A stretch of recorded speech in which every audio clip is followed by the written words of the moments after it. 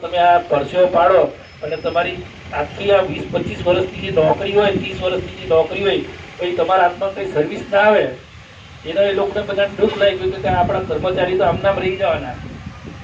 પછી આપણા કર્મચારીઓના હાથમાં તો કંઈ આવતું નથી, તો એમનો આ વિચાર આવ્યો કે ભાઈ આપણા કર્મચારીઓ વ્યાજ વટાવમાંથી બહાર નીકળે અને ખોટા ખર્ચા ના થાય એ માટે આ સમૂહ લગ્નનું આયોજન કરવામાં આવ્યું છે. અને ઘણી જગ્યાએ આપણે લોકો બે હવાના પંપ મારશે કે તું આ કર, ફલાણું કર, ઢીકડું કર, લગ્નમાં બે હવાના પંપ માર્યા જ કરશે. બરાબર, કહેવાવાળા કહીને હટી જશે ને વ્યાજના ચક્કરમાં તમે ફસાઈ જશો. એ કેવું કે કોકને સારું લગાડવા માટે આપણે વ્યાજના ચક્કરમાં આપણે ફસાઈ જવાનું. એ કેવું લાગે, આપણે કોઈને સારું દેખાડવા માટે આપણે વ્યાજના ચક્કરમાં ફસાવાનું. આ એક માનસિક રોગ છે. આ એક જાતનો માનસિક રોગ છે. કોકને સારું બતાવવું, આમ બતાવી દઉં, એ માનસિક રોગ છે. એ કહેવત છે કે સબસે બડા રોગ ક્યાં કહેગે લોગ. બરાબર, લોકો તો આજે આમ કહેશે ને કાલે આમ કહેશે ને કાલે પેલી બાજુ કહેશે. એટલે કોઈની વાતમાં આપણે આવવાનું નહીં. આપણી જે સગવડ હોય, આપણી જે વિવેક બુદ્ધિનો ઉપયોગ કરવાનો, અને બને ત્યાં સુધી આ કોઈ ખોટા ખર્ચામાં ફસાવાનું નહીં. તો આવા જે આપણા જે યુનિયનો જે છે તે તમામે તમામ 21 યુનિયનો અને અખિલ ભારતીય મજદૂર સફાઈ મજદૂર સંઘ, એમને જે આપણા ચોથા વર્ગના કર્મચારીઓ માટે એકદમ સારામાં સારું જે આયોજન કર્યું છે, તે આયોજનમાં આપણે જોડાઈએ. બરાબર, જે નવા કર્મચારી જે તાલીમાર્થી નવા આવ્યા હોય એ પણ આ સમૂહ લગ્નમાં જોડાઈ શકે છે. આપણા કર્મચારીઓના બાળક તો આવી જ શકે છે, પણ બંને કોઈ પણ એક પક્ષે કર્મચારી હોવા જોઈએ. બરાબર, એટલે બને ત્યાં સુધી આપણા કર્મચારીઓ આમાં જોડાઈ જાય અને આ સમૂહ લગ્નને આપણે 21 યુનિયન જે મહેનત કરી રહ્યા છે એને આપણે સફળ બનાવીએ. અને આ વ્યાજના ચક્કરમાં કે આવી રીતે કોઈ જગ્યાએ ફસાઈએ નહીં અને બે પૈસાની બચત થાય એવું વિચારીએ. હમણાં હું થોડા દિવસ પહેલા હું બીવીડીસીમાં ગયો હતો, તો ત્યાં એક આપણા બિલદારનો એક સાહેબે મને એક બિલદાર બતાવ્યો હતો. એને એના છોકરાના લગ્નમાં 17 લાખ રૂપિયા ખર્ચ્યા. હવે છોકરીના લગ્નમાં 15-17 લાખ રૂપિયા ખર્ચાય તો સમજ્યા, કે આ તો છોકરાના લગ્નમાં 17 લાખ રૂપિયા ખર્ચી નાખ્યા. હવે વિચાર તો કરો, ભાઈ 17 લાખ રૂપિયા એ ક્યારે ઉતારશે?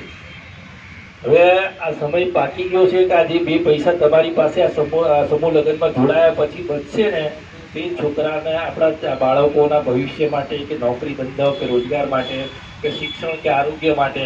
હમણાં મારી યારે વિનોદભાઈ નથી આવ્યો, વિનોદભાઈની છોકરીને કેનેડા મોકલવાના છે, બોલો. એટલે ઘણા આવા સારા સારા આપણે આવનારા ભવિષ્ય માટે એક સારામાં સારું આપણે આયોજન કરીએ. મેં એક સાહેબની યારે બેઠેલો હતો, તો મારા સાહેબે મને એમ કીધેલું, એક સાહેબે એ મને કીધું કે આપણી પાસે જે પૈસાનું જે આયોજન જે છે ને, એ આયોજન નથી હોતું. આપણે 5 રૂપિયા ત્યાં પતી જતું હોય ત્યાં 15 રૂપિયા ખર્ચી નાખીએ છીએ. એટલે હવે પૈસાનું પણ એક શું સારામાં સારું આયોજન આપણે કરીએ અને બને ત્યાં સુધી આ સમૂહ લગ્નમાં આપણે જોડાઈને આ સફળ બનાવીએ. વધુમાં સાહેબ આપણે થોડુંક તમે અપીલ કરો. આવો હા, શું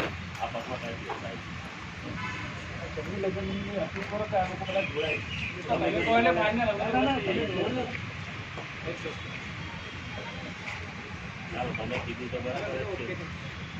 બસ એટલો આભાર તમારો. અને આ જે તડક્યામાં એટલું કામ કરો, શિયાળો ઉનાળો ચોમાસામાં એટલું મહેનત કરો છો, પરસેવો પાડો છો, તો એનો સદુપયોગ થાય, આવનારી પેઢી માટે બે પૈસા બચશે એવી મારી વિનંતી છે. સૌનો આભાર. હા, સોરી, દિવાળી પછી 11મા મહિને અને 27 તારીખે આ સમૂહ લગ્નનું આયોજન કરવામાં આવ્યું છે. અને 11,000 રૂપિયા અને 11,000 રૂપિયા છોકરા પક્ષે અને છોકરી પક્ષે 11,000 રૂપિયા છે. અને તમે તમારા ઘરે લગ્ન કરશો તો 500 મહેમાન તમારા ઘરે આવશે, પણ આપણે ત્યાં આયોજન થશે ત્યાં 25,000 માણસો આવશે. બરાબર, અને આપણે આપણી છોકરી છોકરાને આશીર્વાદ દેવા માટે આપણા મેયર સાહેબ, આપણા કમિશનર બેન સાહેબ, બરાબર, એ બધા જ આવશે. તમામ મોટા મોટા લોકો જે છે આપણા છોકરા છોકરીના આશીર્વાદ માટે આવશે. આપણે ઘરે કરશું તો કોઈ આપણે ત્યાં આવવાનું નથી, પણ જો આપણે સુરત મહાનગરપાલિકાના જે સમૂહ લગ્ન જે થાય છે એમાં જોડાશું ને, તો આ બધા લોકો આપણી છોકરા છોકરીને આશીર્વાદ આપવા માટે આવશે. બરાબર, એટલે સમૂહ લગ્નમાં જોડાજો, બસ એટલી જ વિનંતી છે. બે શબ્દ બોલો કોઈ.